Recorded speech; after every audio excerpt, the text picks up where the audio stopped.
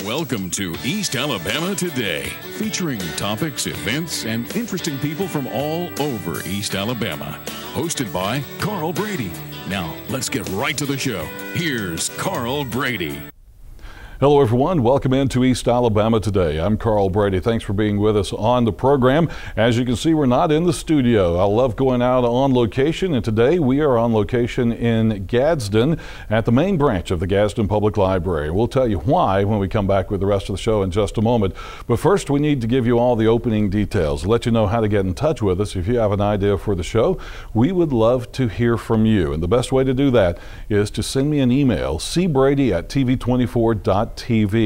Let me know what's going on in your community, the special events that are going on with your community organization, your school, your church, whatever you happen to have going on. We'd love to know more about it. You guys are our eyes and ears out on the street, so send me those emails to cbrady@tv24.tv. And you know, we also want to know more about the interesting people who live in your community. Maybe you know someone who's a writer, an artist, or a musician. Maybe they have an odd or an interesting hobby and you think they'd be a great guest for the program. That's exactly the kind of people we're looking for. So shoot me an email on them as well. cbrady@tv24.tv. And if you happen to miss an episode of the show, or you'd like to go back and review some information you saw on one of our shows, all you have to do is go to our website, tv24.tv, go to the on-demand section and look for East Alabama Today, and there you'll see an entire series of East Alabama Today shows that you can watch at your convenience on your home computer, your laptop, your mobile device, however you would like to watch. You can do so at tv24.tv. We'll be back to the Gadsden Public Library in just a moment, so stay with us.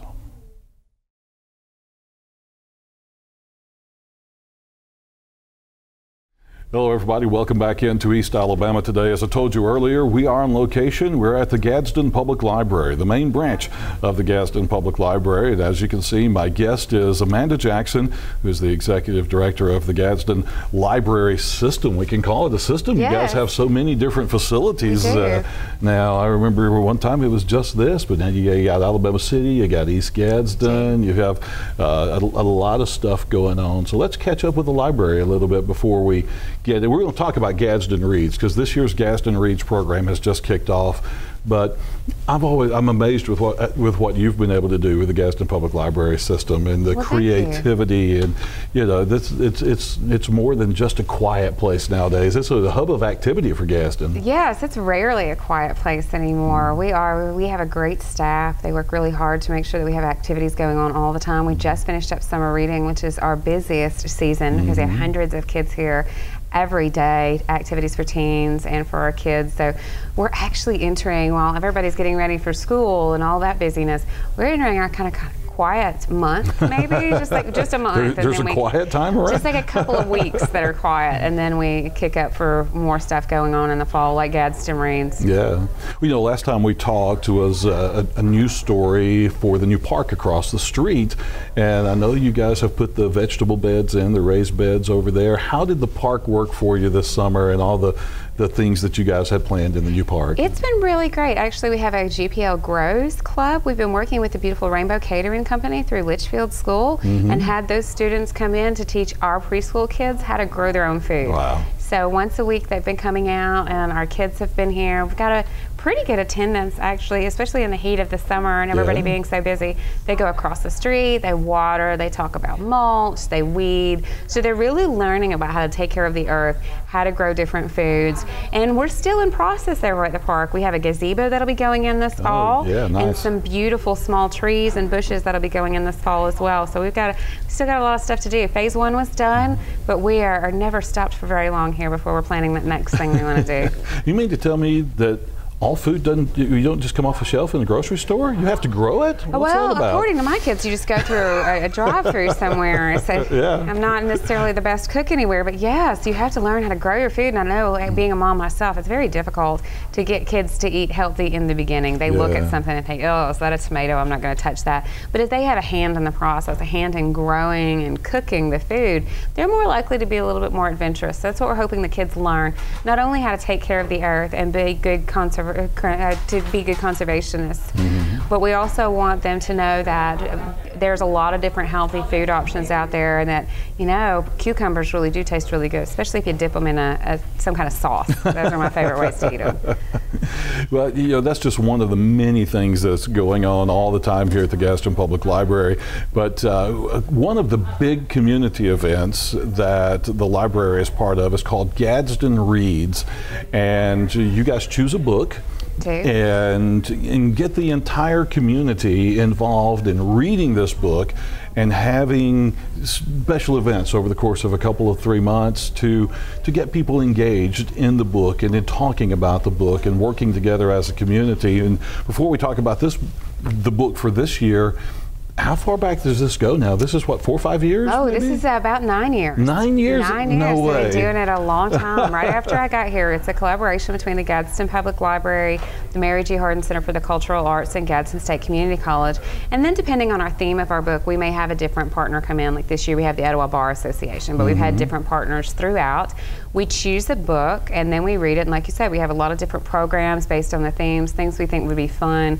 You know, I guess we exist in our own little circles. We run in our own little groups. We go to work and we see our friends and our neighbors, and that's really as far as it goes. And it's easy to feel separated from your community. But if you do things like if you are ever in the grocery store or a doctor's office and somebody talks about a TV show that you've watched and you like that TV show too, you're immediately connected to that person. Right. Like, oh, you like that show? I love that show. And you start talking.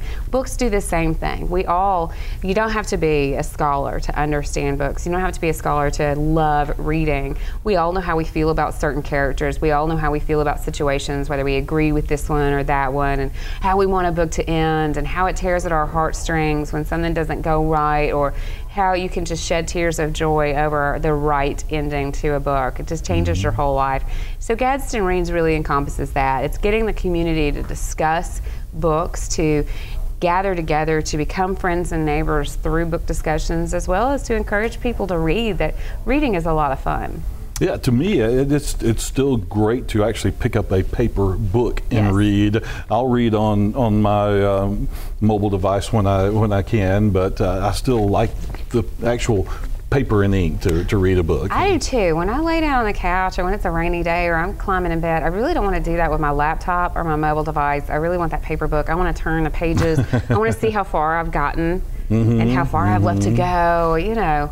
I wanted to convince myself that I can stay up till 2 o'clock in the morning just to finish that book because it's so good. Right. It'd be hard to do that on mobile devices, but I also use them when I travel, so there's a place for them as well, and whatever gets people to read. Exactly. Talk a little bit, or reminisce a little bit about some of the books we've done in the past. I remember Big Fish. Big Fish was our first one, and that one was great. That was probably the largest visual one we'd ever done, because of course they were 6-foot fish all over Broad Yeah, the Street. giant fish, they were all over town, And we did have that author, Daniel Wallace was here, and he was just a joy to have. We also did The Shawl, that was our Holocaust novelette, and it was a beautiful, beautiful book. We had a lot of really honest and deep conversations. That's probably one of my favorites, just because of the conversations that came out of that. We were able to work with the Temple Beth Israel that time, and we had a party, and it was just really nice to see a different culture and community that way, just embrace the book and all that it meant. And we also had some Holocaust survivors that came for that one, so that was awesome.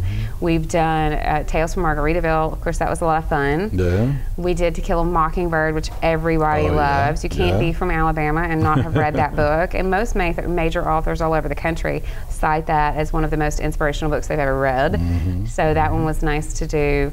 We've done a lot of really good ones, actually. Yeah, we've had a lot of good books. How do you choose the books? Is there a committee that gets together? What kind of criteria do you use to pick the books each year? Well, we want to have a book that has some substance for the most part. We want to make sure that you can, because this is a program that's going to last a couple of months, we want to make sure it's not one of those what I call like a beach read. And I love a beach read, so don't get me wrong. But a book that you put down and go, well, that was really fun, and that was like going to see a movie. I sure enjoyed that, and then you forget about it. Right. This is something that's going to have themes and elements that are going to carry you through multiple programs and give you something real to talk about. So we want to think about that. We also want to think about how it might be applicable thematically especially into what's going on in our community right now. Is this something our community needs to discuss or wants to discuss? What kind of fun things could we do? Because sometimes you need to be a little bit lighthearted with your reading too. It doesn't all have to be serious, heavy themes. Of course, the one we're doing this year is, but you know, Tales from Margaritaville. That's just a fun one to do, karaoke and all of that good stuff. We love, or I love, to consider whether or not the author is somebody that can come and visit, because I think that adds a different element to it, especially when we're trying to get a younger demographic involved. They really like it if they know that they can meet the person that wrote that, and I think it's inspirational too to see people who have done something that not a lot of people get to do in their lives, like meeting a rock star. To me, authors are rock stars. So meeting somebody who had an idea, translated that into a book, got that published, that's really cool. So we think about all of those things. And we talk as a committee. It's not necessarily just one person that comes up with it, but if someone reads something really great, they'll email like I said, that core group of committee members that go, hey, you guys should check this out. Let's see if it's something we might want to consider. And that was kind of how this one worked out. Do you place an emphasis on Alabama authors? Because a lot of them have been, with Rick Bragg and Daniel Wallace and Jimmy Buffett. You did the Jimmy Buffett book one year, and do you place an emphasis on Alabama authors? We don't intend to, actually. It's funny that you bring that up. That's a good point. I don't think we've ever set out to just use Alabama authors. We just have some really talented Alabama authors. I mean, Rick Bragg, are you kidding me? He's amazing, and he's somebody that will come and do those author visits and be so great. And Daniel Wallace, it's nice to remind our young folks that a lot of really great talent comes in Alabama as well. All right, we'll take a commercial break, and when we come back, we are going to talk in more detail, or get into the detail of this year's Gadsden Reads project and the book and all the things surrounding that. We'll do that when we come back, so stay with us.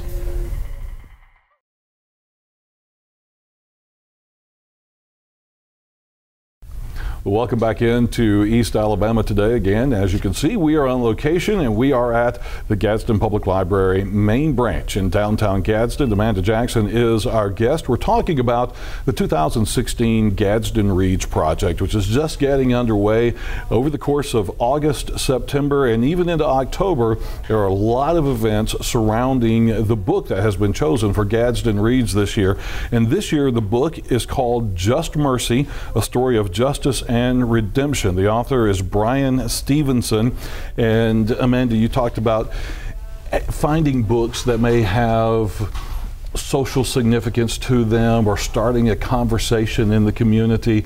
This is one of those kind of books. Tell us a little bit about Just Mercy. Oh, this is definitely one of those kind of books. This is probably, I've read a lot of books in my life.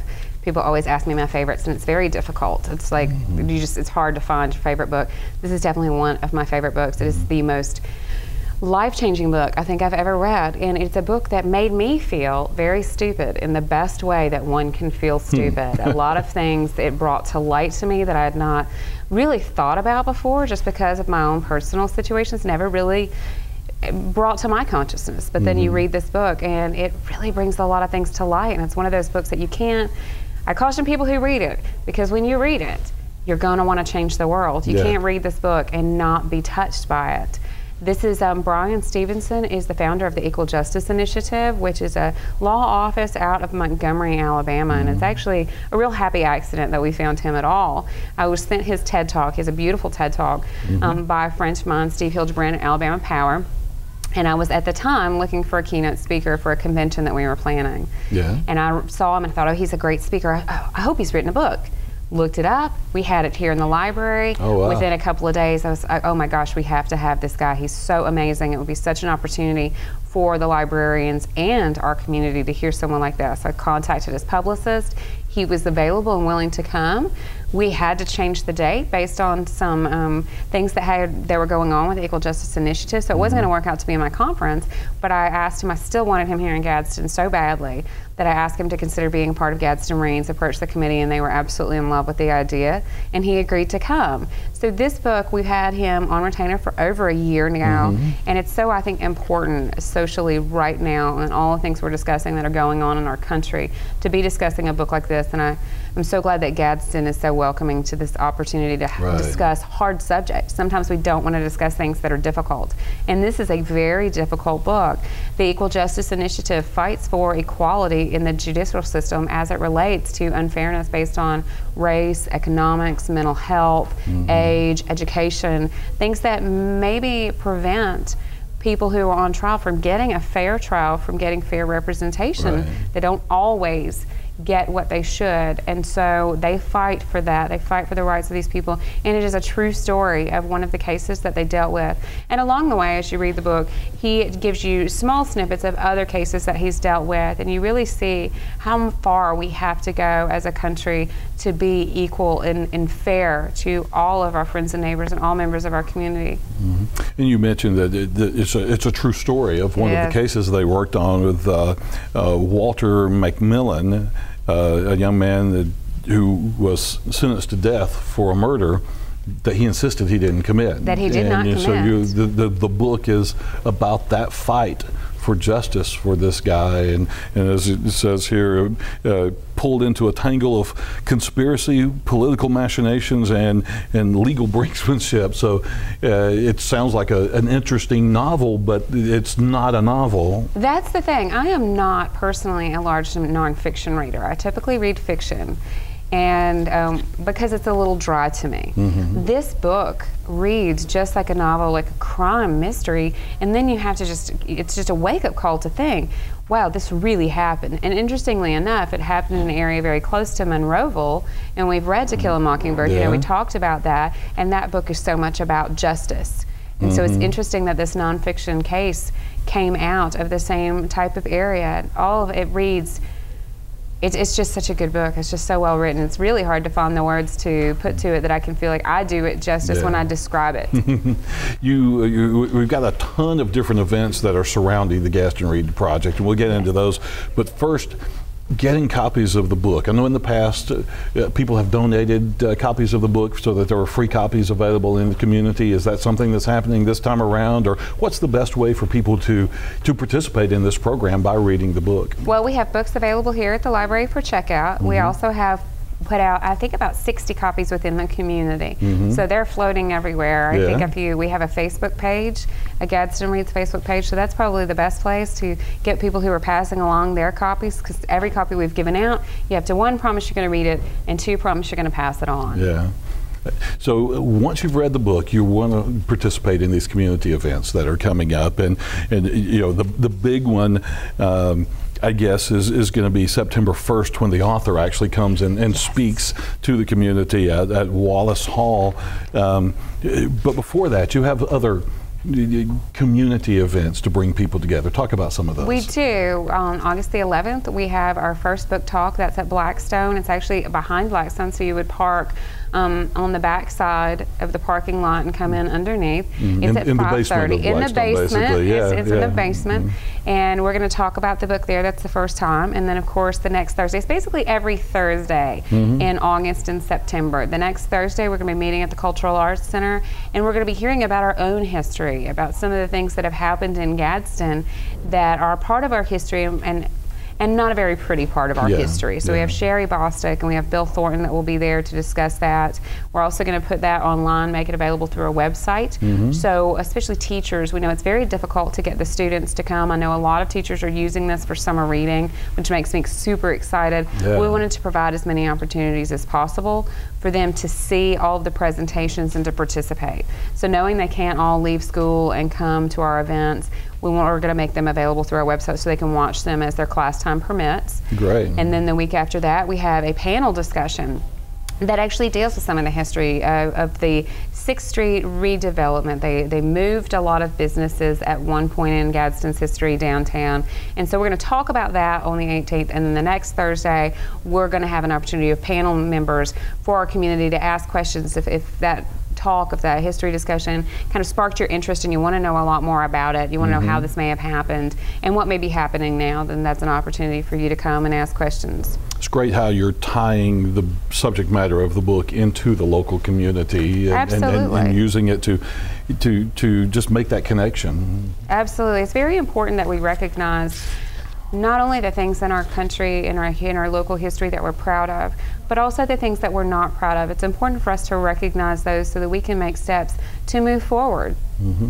Now, September 1st is when you have the author coming. That's going to be at Wallace Hall. That is Wallace He's going to Hall. give a presentation, answer questions. What's that plan? He's going to do a presentation. He's going to sign books. Those tickets are available. They're free, but we are urging everybody, classrooms especially, to reserve those tickets in advance because we want to make sure that everybody has an opportunity to see them. And I know Wallace Hall is huge, but we expect this to sell out, well, to reserve out. Reserve out, there you go. And then the following week on September the 8th over at Gadsden City High School, you have an event with Senator Hank Sanders. Senator Sanders is very, very active in the judicial system now, and so we want people to understand what's happening now and how they can be involved. That's open to the public, also to the teens. We're doing it at Gadsden City, so most of the kids can come at Gadsden City, but also we want the public to come as well. And then you have another panel discussion the following week. Panel discussion that will deal specifically with the idea of mental health, because Brian touches that in his book as well, issues of mental health in the judicial system. So that one's primarily going to focus on mental health and how people who have issues with who are maybe not the most mentally healthy are getting a fair trial, how we make sure that they are getting a fair shot. The 22nd at noon here at the library, you're going to have another discussion. Yeah. Another book discussion. Same thing as the one that will be happening on the 11th. Just an opportunity for us to discuss, because you read this book and you do want to talk about it.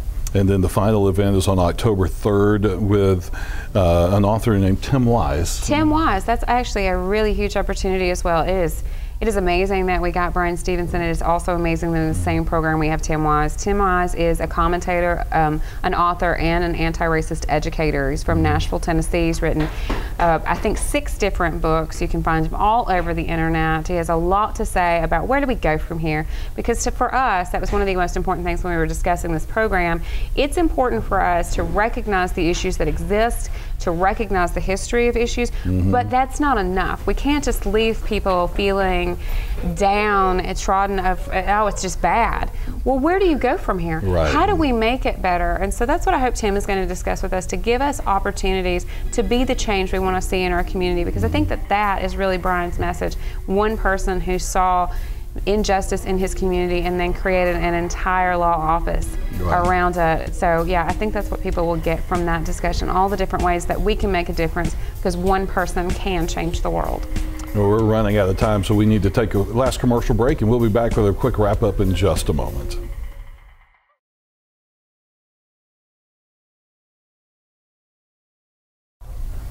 Well, welcome back in our final minute and a half or so of East Alabama today. We've been talking about the 2016 Gadsden Reads project featuring the book Just Mercy, a story of justice and redemption by Brian Stevenson. And Amanda, I guess, the best way to keep up with what's going on throughout this entire event is the website, gadsdenreads.org. Yes. And of course a Facebook page as well. And our Facebook page. You can look up Gadsden Reads on Facebook and on our website. We're all over social media. It's another way to share the events. If you're excited about them, you want to let other people know about them, Facebook is really the best way to do it. All right, that sounds good. So go do that on Facebook, and you can share the copies of the book on Facebook. You can check out the copies of the book from all 3 branches of the Gadsden Public Library. So check that out and participate in Gadsden Reads. Amanda, thank you for letting us come interrupt the operations of the library for a few minutes. Of course, this is a community gathering place. It's busy. It's amazing, and it's I like a library where you don't have to be whispering quiet all the time. No, I would think something was wrong if I walked out and it was really quiet. Yeah. Well, thank you for joining us as well here on East Alabama today. So we'll see you next time. Have a good day.